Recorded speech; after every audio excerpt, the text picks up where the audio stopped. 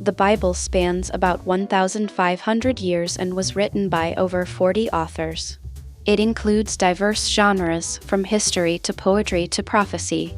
This rich tapestry reflects various cultural and historical contexts. The canonization process took centuries, beginning in the 5th century BC. The New Testament was formalized in the 4th century AD. Languages such as Hebrew, Aramaic, and Greek each add layers of meaning. This linguistic diversity influences our modern understanding of the texts. Did you know? Christianity is the world's largest religion, with over 2.3 billion followers. The Bible is not just a religious text, it serves as a cultural cornerstone. Its impact shapes literature, art, and music across centuries. However, biblical literacy is declining, especially in Western nations. This gap affects our engagement with cultural references to the Bible. Different denominations interpret the Bible in unique ways. These interpretations shape beliefs and practices within Christian communities. Now, how do these teachings apply to modern life? Let's discuss social justice. Biblical texts inspired movements like civil rights and abolition. For instance, Galatians 5:1 states, "It is for freedom that Christ has set us free." William Wilberforce used his faith to fight against the slave trade. What about the Good Samaritan? His parable encourages modern humanitarian efforts. Organizations echo this call to help those in need, transcending boundaries. Many believers share personal transformation stories from Scripture, too. Philippians 4:13 highlights resilience. "I can do all things through Christ who strengthens me." So, how do we bridge the gap in biblical literacy today? Let's reflect. Engaging with the Bible can enrich our lives and clarify our values. Consider joining a Bible study group. It might transform your understanding. Together, we can explore its depths, foster dialogue, and apply its lessons. Before diving into specific verses, it is essential to understand the historical context of the era. Ancient cultures operated on different social structures, laws, and traditions that influenced how authors originally wrote their messages to their specific audiences at that time. When we examine the geography of the Levant, we see how the landscape itself played a role. The deserts, mountains, and coastal regions often serve as metaphors for spiritual journeys, providing a physical backdrop to the profound theological concepts presented throughout the text. Let us look at the literary genres found within these pages. From poetic psalms to historical narratives and prophetic visions, each genre requires a different method of interpretation to truly grasp the author's intent and the original intended emotional impact. Poetry, for instance, uses vivid imagery to express deep human emotions like grief, joy, and fear. When reading the Psalms, we aren't just reading facts, we are entering a heartfelt conversation between humanity and the divine through rhythmic verse. In contrast, the epistles are much more structured, often functioning as practical letters written to address specific problems within early communities. They provide a fascinating window into how early believers navigated complex social and ethical dilemmas in their daily lives. Now, let's discuss the importance of linguistics. The original languages Hebrew, Aramaic, and Greek contain nuances that sometimes get lost in translation. A single word in Greek might carry layers of meaning that require deep study to fully appreciate and understand. For example, the concept of love is often translated from different Greek words, each distinguishing between romantic, brotherly, or unconditional divine love. Recognizing these distinctions changes how we perceive the relationships and commands described in the New Testament passages. Moving on to the theme of covenant, this is a central pillar of biblical study. Covenants are formal, binding agreements that define the relationship between God and His people, establishing promises, responsibilities, and a shared identity throughout history. To see this in action, we can track the progression from the Old Testament covenants to the New Covenant. This trajectory provides a cohesive narrative arc that connects disparate stories into one unified and monumental story of redemption and hope. Many students struggle with the apparent contradictions in the text. However, many scholars suggest these are often different perspectives on the same event or cultural nuances that require careful reconciliation through a holistic and comparative study approach. To avoid misinterpretation, we must practice hermeneutics, which is the science and art of biblical interpretation. This involves looking at the immediate context, the historical background, and the broader theological themes to ensure we aren't taking verses out of context. A common mistake is called eisegesis, where a reader injects their own preconceived ideas into the text. Instead, we should strive for exegesis, which means drawing the meaning out of the text based on what the author actually wrote.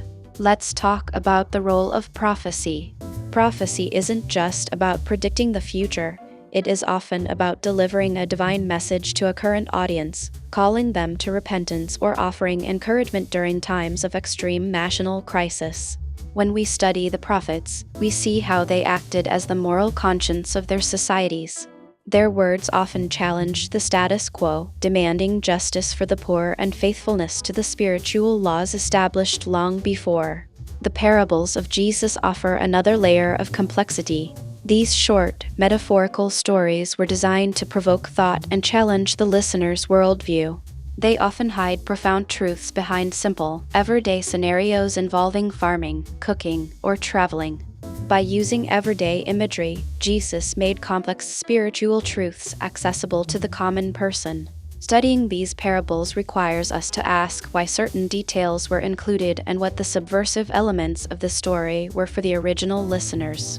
We should also consider the archaeological findings that support or provide context to biblical accounts. Discoveries like the Dead Sea Scrolls have given us unprecedented access to ancient texts, confirming the remarkable preservation of these scriptures over millennia. Archaeology helps bridge the gap between faith and history, showing us that many of the settings, kings, and cities mentioned are tangible parts of our world's shared human history, adding a layer of realism to the narrative. As we study, we encounter the theme of wisdom literature.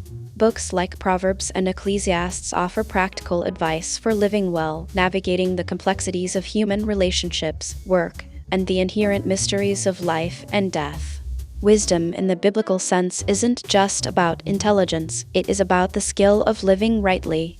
It involves applying spiritual truths to practical situations, ensuring that our faith is not just a theory but a lived experience. One of the most profound aspects of Bible study is seeing how the themes of suffering and redemption weave through every book. From the struggles of Job to the trials of the early church, resilience is a constant theme. This allows us to find personal relevance. When we see how ancient figures faced fear, doubt, and loss, we realize that our own struggles are part of a much larger, timeless human experience shared with those before us. Furthermore, studying the Bible encourages critical thinking. It asks us to weigh evidence, analyze motives, and understand the logical flow of arguments. It is a mental discipline that sharpens our ability to process information in all areas of life. It also fosters empathy. By reading about the lives of different characters from kings to outcasts, we are forced to step into their shoes and view the world through their unique perspectives and cultural lenses. As you progress, you might find that certain books resonate more deeply with you than others. This is natural. Each person's journey is unique, and different seasons of life will draw you toward different spiritual truths and lessons. Don't be discouraged if you feel overwhelmed by the sheer volume of information. Even the greatest scholars spend lifetimes studying these texts. The goal is not perfection, but a continuous, lifelong journey of discovery and growth. In conclusion, Bible study is more than a religious duty, it is an intellectual and spiritual adventure. It is an invitation to explore the deepest questions of existence and to find meaningful answers within an ancient, living text. As you close your notebook, remember that every single verse is a doorway to a new perspective. Whether you are a skeptic or a believer, the literary and historical weight of these scriptures offers a foundation for understanding the human condition throughout the ages. Think about the communal aspect of this study as well. Joining a small group or a local class can transform a solitary reading into a vibrant dialogue. Hearing how others interpret the same passage can illuminate truths you might have missed on your own. To truly deepen your practice, try experimenting with different translation methods. Compare a formal, word-for-word translation with a more dynamic, thought-for-thought version. This stylistic variation can reveal subtle nuances in the original Hebrew and Greek that a single version might obscure. Don't forget the power of silence. After a period of intense reading and analysis, allow yourself time for quiet reflection. Let the ideas settle in your mind and heart, letting the ancient wisdom breathe and integrate with your modern reality. Finally, apply what you learn. The most profound studies are those that move from the page to the pavement. Ask yourself, how does this wisdom change how I treat my neighbor or how I handle adversity in my daily life? Thank you for joining me on this deep dive. If you found value in this exploration, please consider subscribing for more journeys through history and faith. Until next time, keep searching, keep asking, and keep growing. Before we conclude, remember that study is never a solo journey. Engaging with community, joining a small group, or discussing these profound truths with a trusted mentor can illuminate perspectives you might have missed on your own. Shared wisdom often brings the text to life in unexpected, beautiful ways. Don't be intimidated by the complexity of the language or the vastness of the history. Start small, be patient with yourself, and let curiosity be your guide. Every great scholar began with a single question and a willing heart. Your personal journey of discovery is just beginning right now.